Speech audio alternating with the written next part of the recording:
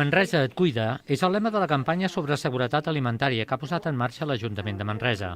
Després de fer un estudi sobre establiments alimentaris minoristes a la ciutat i mesurar el seu nivell de risc alimentari, la Unitat de Sanitat de l'Ajuntament engega la campanya per tal que la ciutadania sigui conscient de la importància dels seus criteris de compra i també fa formació als establiments per tal que incrementin la seguretat.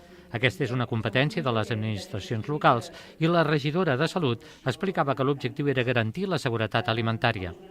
D'alguna manera hem detectat que tot i que el risc és mig baix o baixet, pensem que no hem de baixar la guàrdia, com fa un moment ens comentava la Marta, i el que hem de fer és que les persones siguin conscients de la importància dels criteris en la compra i on anem també a comprar. On anem a comprar o on anem a menjar. Per tant, aquesta consciència i aquest criteri fa que les persones sàpiguen que la persona que ens subministra aquests aliments té una bona manipulació.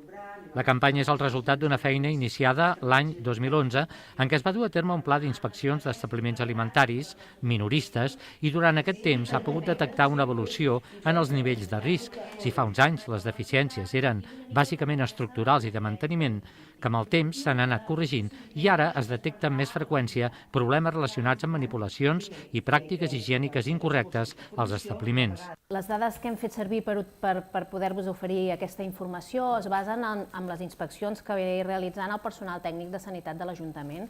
És un treball de recopilació de dades de molts anys, de totes les visites i valoracions del risc que hem fet en els establiments alimentaris.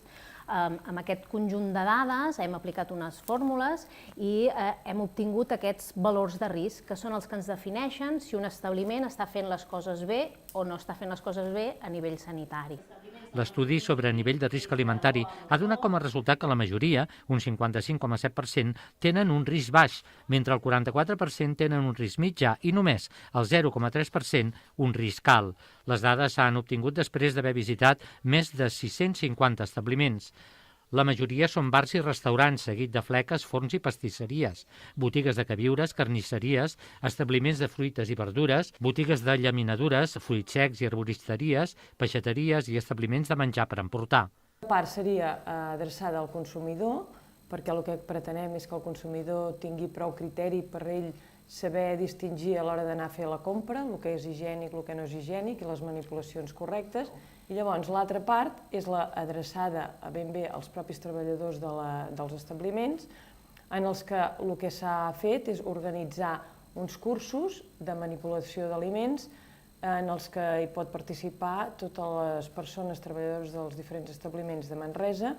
S'han fet ja 2 cursos l'any passat, aquest mes de març ja n'hi han previstos 2 més i tenim previst que en juny en faríem una altra tongada i a l'octubre una altra tongada. En el marc de la campanya és previst organitzar una xerrada oberta a la ciutadania sobre consum i aliments, que es durà a terme el mes d'abril, per tal que els ciutadans vagin adquirint coneixements que els permetin ser més crítics i responsables en les seves actituds de compra.